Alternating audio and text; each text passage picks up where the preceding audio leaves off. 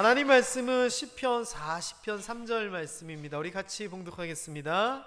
새 노래 곧 우리 하나님께 올릴 찬송을 내 입에 두셨으니 많은 사람이 보고 두려워하여 여호와를 의지하리로다. 아멘. 자, 우리 옆에 분들에게 인사하겠습니다. 명절 준비하시느라 바쁘시죠?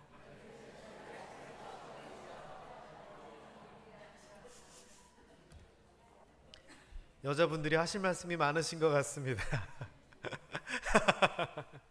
자, 오늘은 이제 추석을 앞두고 잠시 우리가 이번 추석을 맞이하면서 어떤 마음으로 또 어떤 기도 제목으로 맞이했으면 좋겠는가 이 생각을 해봅니다. 특별히 이번에 추석이 좀 깁니다.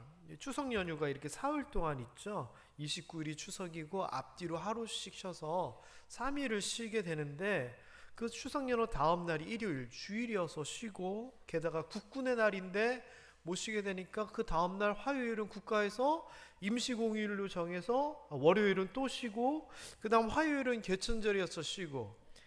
좋은 건가요, 나쁜 건가요? 저는요 하나도 안 좋아요. 주일 꼈지 뭐 새벽기도 하지, 저는 명절이 명절답지가 않고, 그냥 좋은 점 하나 있다면은 애들하고 같이 있고 가족들하고 같이 있고 그게 좋다 이 생각이 들어요. 근데 뭐 우리 성도님들도 직장 다니시고 또 공부하시고 이런 분들은 출근 안 해서 학교 안 가서 좋다라고 생각하시고, 또는 장사하시는 분들은 이게 대목이어서 좋다 하시고, 또 반대로 빨간 날 많으면 손님 많아서 싫다 하시고, 뭐 여러 가지 이유들이 있을 거예요. 하지만 저는요 이번 추석이 좀 의미는 다르다 생각합니다. 왜? 그동안 코로나 때문에 제대로 추석 못했잖아요. 그런데 아마 이번 추석이 코로나 공포에서부터 아직까지도 좀 있지만 벗어난 제대로 된 추석인 것 같아요. 그래서 아마 그동안 못 봤던 가족들도 많이 볼 수 있지 않나 이 생각이 들어서 제가 이런 표현을 썼어요. 모처럼 달달한 추석이 될 것 같다. 이런 생각을 해봅니다. 좋다는 얘기죠. 우리 옆에 분들에게 축복합니다. 달달한 추석 되기를 소망합니다. 네, 정말 그렇게 이번에 추석이 좀 좋았으면 좋겠어요. 자, 그런데 이런 추석을 기다리면서 지금쯤 막상 추석을 당일날 이럴 때 말고 좀 생각하고 기다리면서 어떤 생각을 하고 계신지 좀 궁금해요.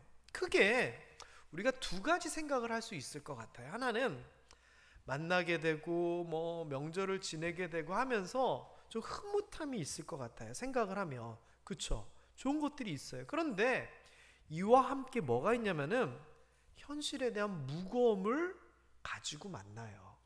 예를 들어서 모든 문제들이 다 해결돼 가지고 그런 상황이면 추석 때 만나서 좋은 일만 있으면 너무 좋잖아요. 그런데 현실상 만나게 되면 그동안 묵혀놨던 문제, 또는 지금 막 새롭게 생긴 이런저런 문제 때문에 그 이야기를 꺼내고 이야기하기가 부담스러운 것들이 있어요. 자, 그래서 이번 명절 때 하지 말아야 될 것, 첫 번째, 시집장가 안 간 자녀들한테 언제 갈 거냐 묻지 말기. 두 번째, 공부하는 학생들에게 그래 성적 좀 잘 나오느냐 묻지 말기 등등. 요런 거 뭔지 아시죠? 나는 궁금한 거 많은데 당사자에게는 무거운 현실들이잖아요. 이런 건 정말 잘 피해 나가야 되고요. 이번에는 덮고 모른 척하고 지나가는 게 더 좋아요. 근데 어쨌거나 추석이라고 하는 것이 이런 두 가지 감정이 공유되어 있다는 거죠. 기쁘고 가볍고 즐거운 마음과 무겁고 힘들고 답답한 마음을 품고 가족들이 만나는 거예요. 게다가요, 이제 이게 특히나 질병의 문제가 좀 중하다든지, 아니 재정적으로 또 코로나 경기 타고 무슨 경기 타고 해가지고 힘들다든지, 아니면 가족 간의 어떤 껄끄러움이나 이런 것들이 있으신 분들, 단순히 추석이라고 해가지고 다 해결되지 않는 그런 문제가 있다면 이번 추석이 마냥 즐겁지만은 않을 것 같아요. 그래서요 오늘 말씀을 전합니다. 자, 일단 시편 40편 3절을 보면은 이런 표현들이 나와요. 새 노래 찬송이라고 하는 표현이 나와요. 그러니까 하나님 앞에 찬송, 그러니까 새 노래를 하는데 하나님 앞에 올릴 찬송을 우리 입에 두셨다. 다윗의 시편이거든요. 그러니까 다윗이 지금 새로운 노래로 하나님께 찬송을 하겠다는 거예요. 자, 그런데 새 노래라고 하는 게 무슨 의미일까요? 이 의미는 뭔가 지금 새로운 일이 생기고 새로운 사건이 생겨가지고 그것 때문에 새로운 마음으로 새로운 내용으로 하나님을 찬송할 거리가 생겼다는 거예요. 그러니까 지금 뭔가 새롭게 좋은 일이 생겨가지고 하나님 앞에 찬송을 하겠다는 그런 얘기예요. 그런데 이렇게 새 노래 찬송이라고 하는 말과 아주 조금 다른 의미의 말이 붙어요. 그게 뭐냐? 두려움이라고 하는 말이에요. 두려움. 이 두려움이라고 하는 말은 우리가 잘 아는 경외하다라고 하는 말이거든요. 그러니까 이런 것들이 연결이 되어서 이 문장을 봐야 돼요. 게다가 이 두려움이라고 하는 단어와 함께 의지하다, 신뢰하다라고 하는 말까지 같이 나와요. 그러면 무슨 일이 있어가지고 잘 돼가지고 새 노래를 부르는데 그것 때문에 하나님을 경외하고 그것 때문에 하나님을 신뢰하게 됐다라고 하는 얘기예요. 그러니까 뭔가 좋은 일이 생기고 뭔가 그것 때문에 좋은 영향력이 지금 끼쳐지게 된다는 얘기잖아요. 그러면 도대체 무슨 일이 있었을까요? 다윗에게? 무슨 일이 있었기 때문에 이렇게 신이 나기도 하고 하나님을 사람들이 경외하기도 하고 사람들이 하나님을 신뢰하기까지 할까요? 바로 앞절 시편 40편 2절에 그 이야기가 나옵니다. 읽어봅니다. 나를 기가 막힐 웅덩이와 수렁에서 끌어올리시고. 이거예요. 기가 막힐 웅덩이와 수렁에서 우리를 끌어올리신다. 이거 너무 좋은 거예요. 그래가지고 신이 나서 노래를 부른다는 얘기예요. 그리고 그 일이 일어난 걸 보고 많은 사람들이 깜짝 놀라가지고 와, 하나님이 계신가 보네. 하나님을 경외하게 되고 하나님을 믿게 된다는 거예요. 자, 그런데 기가 막힐 웅덩이와 수렁이라고 하는 표현이 나오는데 기가 막힐이라고 하는 이 표현이 뭐냐? 깜짝 놀랄 만한 이라는 그런 표현이잖아요. 여러분 살면서 진짜 기가 막히네, 황당하네, 이런 경험 해보신 적 있으세요? 제가 얼마 전에 한번 해봤잖아요. 1편과 2편으로 나눠져요. 근데 1편을 먼저 말씀드려야지 2편이 이해되니까 황당함 1편을 먼저 말씀드릴게요. 작년에 우리 교회 스타렉스 새로 구입을 하게 돼서 대구에 가서 샀어요. 그래서 갈 때는 저랑 유재혁 장로님이 둘이 갔는데 새로 산 차는 유재혁 장로님이 끌고 오시고 저는 제 차를 타고 이제 오게 됐는데 아시다시피 그때 제가 사고가 났어요. 사고 난 상황이 좀 너무 황당했어요. 뭘 잘못해 있는 것도 아니고 그냥 서 있는데 뒤에서 차가 와서 쾅 박은 거예요. 따지고 보면 굉장히 위험한 상황이었어요. 왜냐면은 앞에 고속도로 진입로가 있어서 차들이 쌩쌩 달리고 있었거든요. 그 길을 들어가려고 딱 준비하고 있었는데 뒤가 꽝 쳤을 때 제가 충격 때문에 발에 브레이크를 놓았으면 앞으로 나갔으면 여기서 쌩쌩 달리는 차들한테 그냥 치여서 운전석 쪽으로 큰일 날 뻔한 상황이에요. 근데 제가 그때 황당했던 이유는 사고가 났는데 사고 날 상황이 아니었는데 쾅 하는 거예요. 그래서 제가 몇 초인지 모르겠어요. 생각을 했어요. 무슨 일일까? 충격이 갑자기 쾅 왔는데 무슨 일일까? 한참 생각을 하면서 멍하더라고요. 그러다가 사고가 났구나 하는 순간과 함께 화가 나더라고요. 왜 화가 나냐? 사고 한 번도 안 난 새 차인데, 이 생각이 제일 먼저 들더라고요. 그래서 사실 화가 나가지고 차 문을 열고 딱 나가는 순간 황당했어요. 그 이야기 아시죠? 왜 황당했죠? 제가 저를 뒤에서 박은 차가 5톤 트럭이었거든요. 큰 트럭. 그 재활용 쓰레기를 가득 담은, 정확하게 모르겠어요. 제가 알고 있는 그 덤프 트럭보다는 작은데 트럭 중에서는 제일 큰 트럭이에요. 장축 트럭. 그게 제 차 뒤에 딱 있는데 제가 그걸 보고선 황당하더라고요. 근데 그 아저씨한테 어떻게 됐는지 나중에 얘기를 들으니까 이 차가 무거우니까 약간 오르막이었거든요. 탄력을 받아서 이렇게 올라가야 되니까 제가 출발한 줄 알았대요. 그리고서는 탄력을 받아서 올라가면서 저쪽에서 차가 있는지 저쪽으로 오는 차만 보다 보니 제가 가려다가 안 가고 있는데 그걸 생각 못하고 그냥 탄력을 받아서 쾅 쳐버린 거예요. 그래서 제 차 뒤에 트렁크부터 다 교체를 했어요. 그러니까 저 입장에서는 사고 날 상황도 아니어서 황당했고, 그 다음에 내리고 보니 5톤짜리 5톤이었나? 2.5톤이었는데 큰 트럭이 그냥 이만한 트럭이 제 차 쳐가지고 있어서 황당했어요. 근데 그거는 이제 1편이고 더 황당했던 일이 다음에 있어요. 몇 달이 지났어요. 어느 날 차를 타고 구민가 갔다가 오게 되는데요. 고속도로에서 시동이 꺼지는 거예요. 달리는 도중에. 제가 너무 당황을 했어요. 그래서 일단 운행으로 되어 있는 D라고 하는 드라이브로 되어 있는 그거를 중립으로 바꾸고 시동을 다시 한번 걸었더니 다행히 걸리는 거예요. 그래가지고 순간 당황했는데 다시 시동을 걸어서 김천으로 왔어요. 근데 김천으로 와서 교차로에 서 있는데 브레이크를 밟고 있는데 또 시동이 꺼지는 거예요. 그래서 이거 어떻게 된 거지? 너무 당황한데 다시 걸면 되더라고요. 그래서 이게 무슨 일인가 했는데 다음날 또 교차로에서 또 시동이 꺼지는 거예요. 그래서 제 생각에는 이거 문제가 있다 싶어가지고 여기 있는 현대자동차 AS 센터를 갔어요. 갔더니 배터리 문제라는 거예요. 앞에다가 뭘 꽂아가지고 이렇게 점검을 하니까 뭐가 이상이라고 딱 뜨나 봐요. 배터리, 그러니까 제 차가 전기차랑 휘발유차랑 합쳐져 있는 차인데 전기차, 전기로 운영할 때 배터리가 나가버리니까 꺼진다는 거예요. 그래서 이분이 이제 배터리 문제다라고 얘기하면서 왜 그럴까 얘기를 해서 제가 얼마 전에 사고가 있어가지고 이렇게 해가지고 뭐 했더니 그때 충격을 받아서 배터리가 뒷트렁크 밑에 있는데 그게 문제가 생긴 것 같다는 거예요. 근데 이게 몇 달 지나서였거든요. 그러니까 제가 좀 황당하기도 했어요. 근데 그것 때문이라고 하니까 알겠다고 했는데 그분 얘기가 그런데 자동차 자체가 문제가 있었으면 우리가 AS를 해주는데 AS 기간도 지났을 뿐만 아니라 사고 때문에 그런 거니까 고쳐준 공업사로 가라는 거예요.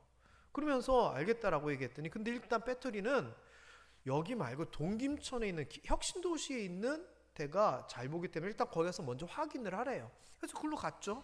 가다가도 시동 또 한 번 꺼지고 그래가지고 갔어요. 가가지고 했더니 2시간을 기다리래요. 그래서 기다렸죠. 그래서 기다렸더니 그 정비사 아저씨가 저를 불러요. 근데 표정이 되게 황당하다는 표정으로 저를 불러요. 그러면서 사고가 언제 났었니? 그래서 뭐 몇 달 됐다. 그래서 그럼 뒤에 트렁크랑 다 바꿨냐고. 바꿨다고. 그때 와보래요. 그래서 갔더니 트렁크를 열고 트렁크 이제 바닥 밑에 배터리가 있거든요. 보세요 하는데 어떻게 돼 있었는지 아세요? 깜짝 놀랐어요. 트렁크 바닥 밑에 보니까 이렇게 공간이 있어서 거기다가 배터리 큰 거를 넣어 있는데 세상에 배터리가 있는 그 공간에 물이 차 있는 거예요. 이 내용인즉슨 우리 이번 여름에 비가 많이 왔잖아요. 그런데 알고 보니 트렁크를 통째로 다 교체를 하고 그랬는데 트렁크 뒤에 보면은 현대자동차 로고가 있잖아요. 로고. 그것도 다 새로 했으니까 새 거를 갖고 왔는데 그 로고랑 트렁크가 이게 접합되는 부분이 잘못돼 있었던 거예요. 그러니까 공업사 잘못도 아니고 제품하자였던 거죠. 그러니까 그 사이로 비가 많이 올 때 비가 흘러가지고 트렁크를 타고 밑으로 가가지고 배터리 있는 그 공간에 물이 조금씩 차기 시작한 거예요. 몇 달 동안 계속하여. 그래가지고 배터리가 물에 잠겼어요. 그리고 이른바 이런 전선들이 합선 누전이 돼가지고 배터리를 사용하게 될 일이 있으면은 그게 기능을 못하니까 시동이 스르르 꺼졌던 거예요. 제가 물이 차 있는 걸 보고 너무 황당해가지고 사진도 찍어놨었어요 그때. 그런데 그 다음에 하시는 얘기가 그런데 이게 사고가 나가지고 이게 이 트렁크가 문제가 있어서 물이 샌 거기 때문에 우리가 어떻게 해줄 수가 있는 게 아니고 이게 수리한 공업사로 가서 얘기를 하라는 거예요. 그래가지고 제가 공업사에 가서 얘기를 했더니 자기네들도 너무 황당하대요. 그러면서 두 가지 경우를 얘기하는 거예요. 자기들 잘못이었으면 자기가 100% 해준대요. 그런데 제품 잘못이면 현대자동차 부품 공장하고 써야 된다는 거예요. 그러면서 하는 얘기가 이거 얼마 정도 해요? 그랬더니 가격은 480만 원이래요. 배터리가. 세상에 이런 일이 왜 나에게 너무 진짜 말 그대로 제가 황당해가지고. 그런데 정말 다행인 것은요, 이 배터리라고 하는 게 방수 처리가 다 돼 있더래요. 그래서 그 공업사 사장님이 물을 다 빼고 물기를 다 말리고 해가지고 그 선도 이제 문제가 되니까 선도 다 갈고 해가지고 시동을 걸었는데 걸린 거예요. 그리고 테스트를 했더니 문제가 없어요. 그 다음에 그분이 참 좋으신 분이라 만일 또 무슨 문제가 있으면 언제든지 오면 내가 다 해결해 줄 거라고 하면서 일이 끝났어요. 자, 그런데 생각해 보세요. 그 모든 이 모든 일 가운데 제가 잘못한 건 뭐가 있어요? 사고 날 때도 저는 그냥 서 있었을 뿐이에요. 서 있었을 뿐이에요. 그리고 수리하고 빚해가지고 뭐 이렇게 되고 하는 거 제 잘못은 뭐예요 도대체?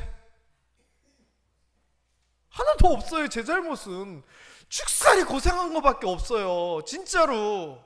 그러면 이 모든 일에 대하여 생각해보면 저는 기가 막힐 뿐이에요. 그 이야기가 기가 막힐 웅덩이와 수렁이에요. 단순히 기가 막힐이 아니라 내 잘못이 아니라는 거예요. 내가 어떻게 할 수 없다는 거예요. 황당하다는 거예요. 자, 웅덩이는요 우리가 말하는 물웅덩이가 아니에요.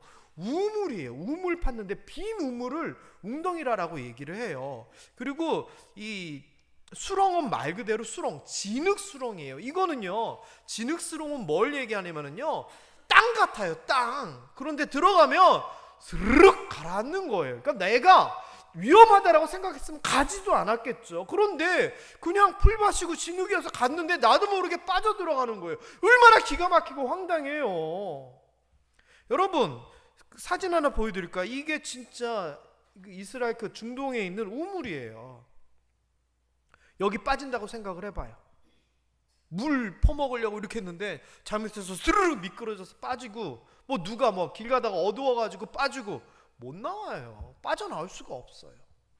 수렁은요 제가 재밌는 사진 하나 찾아봤었어요. 아프리카에 실제 있었던 일이에요.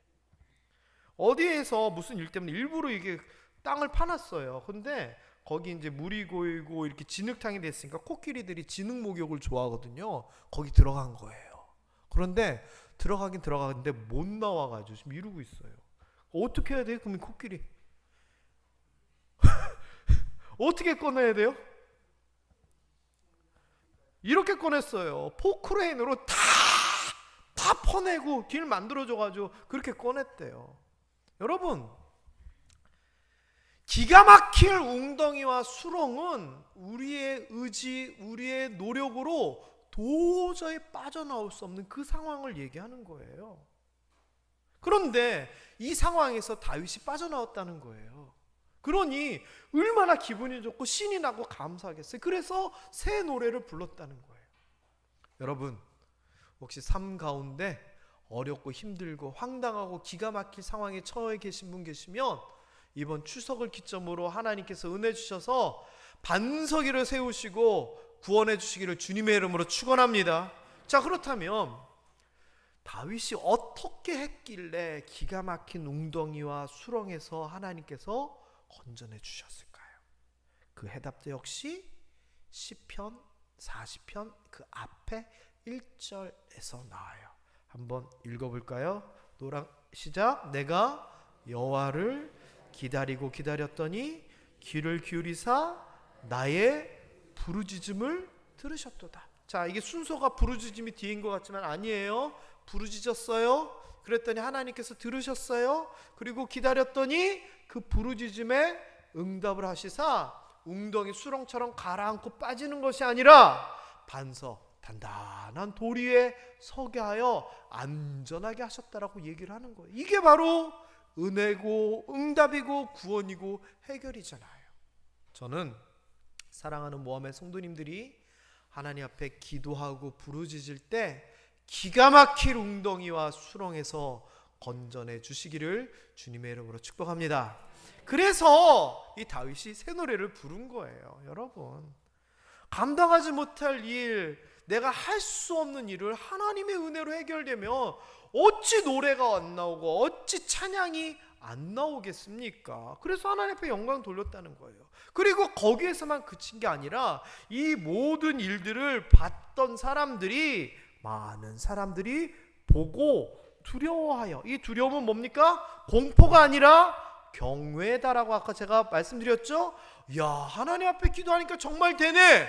하나님을 알게 되고 그리고 그런 하나님을 믿고 의지하게 됐다라고 하는 해피엔딩이에요. 게다가 이러한 상황에 있어서 다윗이 어떤 고백을 하냐면은 이렇게 좋은 일이 내게 생겼을 때 나 가만히 있지 않았다고 하면서 자기의 삶을 돌아보니 하나님께서 행하신 기적이 참 많더라. 그리고 우리를 향한 주의 생각은 뭘 얘기하냐면은 계획, 의도를 얘기한 거야. 나를 향한 어떤 계획이 참 많도다. 내가 이거 사람들한테 좀 얘기 좀 하려고 했는데 말하려고 했지만 수를 셀 수 없을 정도로 하나님께서 나에게 주신 은혜가 많더라라고 얘기를 해요. 그러면 많아서 얘기를 했을까요? 안 했을까요? 했대요. 9절 10절에 보니 이렇게 얘기를 해요. 내가 많은 회중 가운데서 의의 기쁜 소식을 전하였나이다. 내가 사람들에게 숨기지 아니하고 선포하였나이다. 감추지 않았나이다. 그 이야기를 하는 거예요. 자, 다윗 시편 40편의 상황 한번 정리를 해볼게요. 한계 상황에 처해 있어요. 뭐였을까요? 사울왕이 죽이려고도 했고 뭐 굴 속에 숨어도 있었고 블레셋에 망명을 가기도 했고 또 나중에는 자기 아들 압살롬이 반란을 일으키기도 했고 뭐 여러 상황이 있었는데 일단 그런 상황 중에 하나였을 거예요. 자기가 해결할 수가 없어요. 그때 어떻게 했느냐? 부르짖었대요. 하나님! 그랬더니 하나님이 응답하사 구원해 주셨어요. 그래서 막 신이 나가지고 하나님 앞에 찬송할 수밖에 없었고 그것을 나만 찬송하고 나만 감사하는 것에 그치는 것이 아니라 사람들에게 그런 기쁜 소식을 선포하고 전했다라고 하는 거예요. 그랬더니 사람들이 그 이야기를 듣고 하나님을 경외하고 신뢰하게 됐다라고 하는 겁니다. 자, 그런데 이 이야기를 보면서 이야 다윗 잘했네, 다윗 최고 이러면 의미가 없어요. 이 이야기가 나의 이야기 되어야 돼요. 그래서 제가 이렇게 한번 제목을 정해봤어요. 나의 시편이 되기를 소망합니다. 시편 40편이 나의 시편 되기를 소망합니다. 그래서요, 여러분이 지금 처해져 있는 상황들, 건강에 대한 문제, 재정에 대한 문제, 어떤 사람에 대한 문제, 또는 법에 대한 문제, 주변 환경에 대한 문제 등등등등 우리가 감당할 수 없는 그런 한계 상황에 처해 있으면 하나님 앞에 기도하세요. 간구하세요. 좀 매달리세요. 적극적으로 중보 요청도 좀 하시고 때로는 금식도 하시고 철야도 좀 하고 하시면서 좀 간절함을 가져보세요. 그럴 때 어떻게 되느냐? 하나님께서 하나님의 은혜로, 하나님의 방법으로, 하나님의 사람으로, 하나님의 기회 때로 저는 해결해 주실 거다 믿어요. 왜? 이건 제 얘기가 아니라 성경에서 하나님께서 그렇게 해주신다고 누누이 말씀하시잖아요. 그러면 우리가 뭐예요? 감사 찬송하는 거고 우리가 자랑하고 본이 되기도 하고 전도도 하면서 이거 사람들에게 알리면 사람들도 하나님을 경외하고 믿고 영광 돌리게 될 거 아니에요. 그래서 우리가 다윗 잘했네로 끝나는 것이 아니라 하나님! 나도 우리도 다윗처럼 이렇게 되게 해주시고 이렇게 노래 부르게 하시고 이렇게 자랑하게 해주옵소서. 다윗처럼 우리도 그렇게 되게 해주옵소서. 이게 우리의 소망이 되고 우리의 기도 제목 돼야 돼요. 시편 40편은 그래서 여러분을 위한, 나를 위한 나의 시편이 되어야 되는 거예요. 그렇게 되기를 주님의 이름으로 축원합니다. 그래서 사람들한테 봐봐 시편 40편 이게 내 노래야, 내가 이런 황당한 일을 겪었을 때 기도했더니 하나님이 나를 이렇게 해주셨어. 다윗의 노래가 아니라 내 노래가 되어야죠.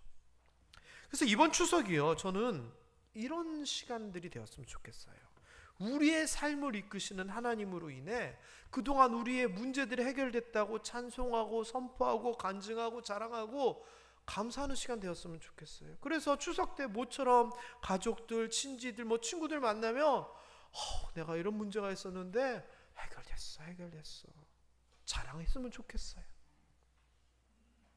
이번 추석이 우리 모함의 성도들이 감사하고 자랑하고 선포하는 그런 시간 되기를 주님의 이름으로 축원합니다. 자, 그러면 아직 이런 문제들이 해결 안 됐으면 어떻게 해요? 이렇게 하면 돼요. 앞으로 이런 문제들을 하나님께서 해결해 주시자고 다윗처럼 기도하는 거예요. 특별히 가족들이 다 모였을 때 이런저런 얘기 들을 거 아니에요. 사실은 우리 누구누구에게 이런 일이 있었다고. 아 그래? 같이 기도하자. 앞으로 내가 그 위해 기도해 줄게. 온 가족의 마음을 모으고 함께 기도 제목 나눌 수 있는 그 시간 되었으면 좋겠어요. 그러면서 우리가 2023년도 추석 때 이런저런 일이 있어가지고 하나님 앞에 부르짖었더니 하나님께서 내 부르짖음을 듣고 우리가 기다릴 때에 기가 막힌 웅덩이와 수렁에서 우리를 건지시고 그 이야기가 나오게 되는 거예요. 그래서 이번 추석은요, 다윗처럼 하나님의 도우심과 은혜를 자랑하는 시간이 될 뿐만 아니라 다윗처럼 온 가족이 부르짖고 기다리는 그런 시간이 되었으면 좋겠어요. 그래서 여러분, 음식 준비도 또 뭐 선물 준비, 용돈 준비도 하셔야 되지만 우리가 이번 추석은 감사할 수 있는 추석, 그리고 함께 기도 제목 나누는 추석이 되었으면 좋겠어요. 그러면 좀 더 의미 있지 않을까요? 저는 그렇게 되리라 생각합니다. 우리 기도 제목처럼 여기는 이 구절들을 한번 다 같이 읽어보면서 오늘 말씀 정리하고 마치도록 하겠습니다. 시작. 다윗처럼 하나님의 도우심과 은혜를 자랑하는 시간이 되게 하여 주시옵소서. 다윗처럼 온 가족이 함께 부르짖고 기다리는 시간이 되게 하여 주시옵소서. 그리하여 이번 추석을 기점으로 하여 여러분들에게도 하나님의 은혜와 구원이 임하고, 그리하여 시편 40편의 노래가 여러분의 노래, 우리 가정의 노래 되기를 주님의 이름으로 축원합니다. 기도하겠습니다. 하나님 아버지,